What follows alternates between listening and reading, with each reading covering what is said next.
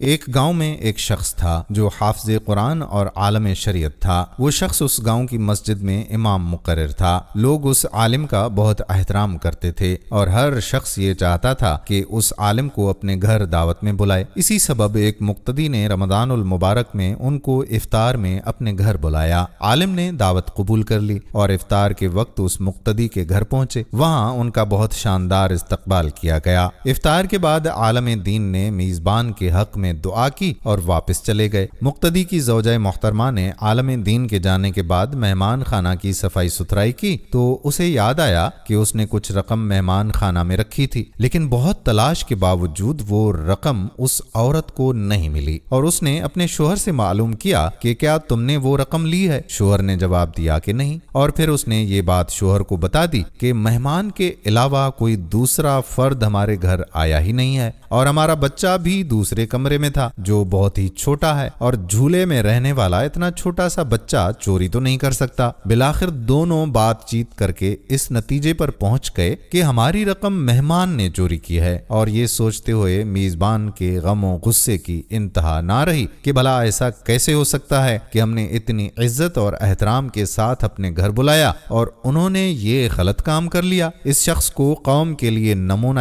عمل ہونا چاہیے تھا، نہ کہ چور ڈکیت۔ غم و غصے کے باوجود اس شخص نے حیا کے مارے اس بات کو چھپا لیا، لیکن در عین حال عالم دین سے دور دور رہنے لگا تاکہ سلام دعا نہ کرنی پڑے۔ اسی طرح سے پورا سال ہی گزر گیا اور پھر رمضان مبارک کا مہینہ آ گیا اور لوگ پھر اسی خاص محبت اور جوش و جذبے کے ساتھ عالم دین کو اپنے اپنے گھروں میں افطار کے لیے بلانے لگے۔ اس شخص نے بھی اپنی زوجہ سے کہا کہ ہمیں کیا کرنا چاہیے، مولانا صاحب کو گھر بلائیں کہ نہیں؟ زوجہ نے کہا کہ بلانا چاہیے، کیونکہ ممکن ہے کہ مجبوری کے عالم میں انہوں نے وہ رقم چوری کی ہو، ہم انہیں معاف کر دیتے ہیں تاکہ اللہ بھی ہمارے گناہ معاف کر دے۔ پھر اس شخص نے مولانا صاحب کو اسی عزت و احترام کے ساتھ اپنے گھر افطار پر بلا لیا۔ جب افطار وغیرہ سے وہ فارغ ہو گئے تو میزبان نے مہمان سے کہا کہ جناب، آپ متوجہ ہوں گے کہ سال بھر سے آپ کے ساتھ میرا رویہ بدل گیا ہے۔ عالم دین نے جواب دیا کہ ہاں برخوردار، لیکن زیادہ مصروفیت کی وجہ سے میں آپ سے اس کی وجہ معلوم نہ کر سکا۔ میزبان نے کہا کہ مجھے امید ہے کہ آپ ایک سوال کا جواب واضح طور پر مجھے دیں گے۔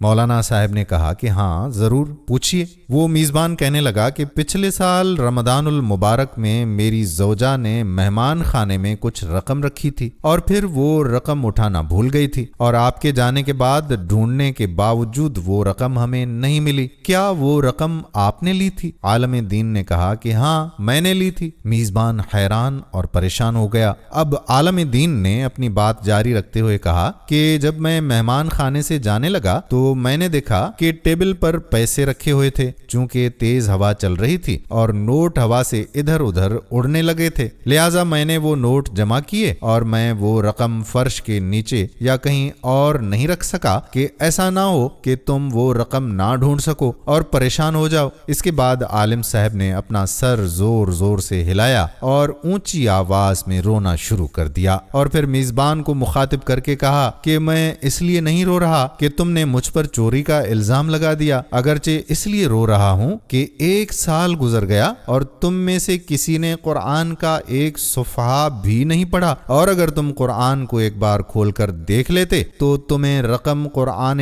پاک کے غلام میں رکھی ہوئی مل جاتی۔ یہ سن کر میزبان بہت تیزی سے اٹھ کر قرآن مجید اٹھا کر لے آیا اور جلدی سے کھولا، اور اس کی مکمل رقم قرآن پاک میں رکھی ہوئی نظر آ رہی تھی۔ افسوس دوستو، ہمارا یہ حال ہے کہ سال بھر میں بھی قرآن نہیں کھول کر دیکھتے اور اپنے آپ کو سچا اور حقیقی مسلمان سمجھتے ہیں۔ امید کرتے ہیں کہ ہماری آج کی ویڈیو کے بعد آپ فوراً اپنے گھر میں موجود قرآن پاک کھول کر ضرور پڑھیں گے۔ میری کوئی بات بری لگی ہو تو میں آپ سب سے معذرت چاہتا ہوں۔ امید ہے کہ اس ویڈیو کو دوسروں کی اصلاح کے لیے شیئر بھی ضرور کریں گے۔ آنے والی ویڈیو تک اپنے میزبان قادر بخش کلہوڑوں کو دیجیے اجازت۔ فی امان اللہ۔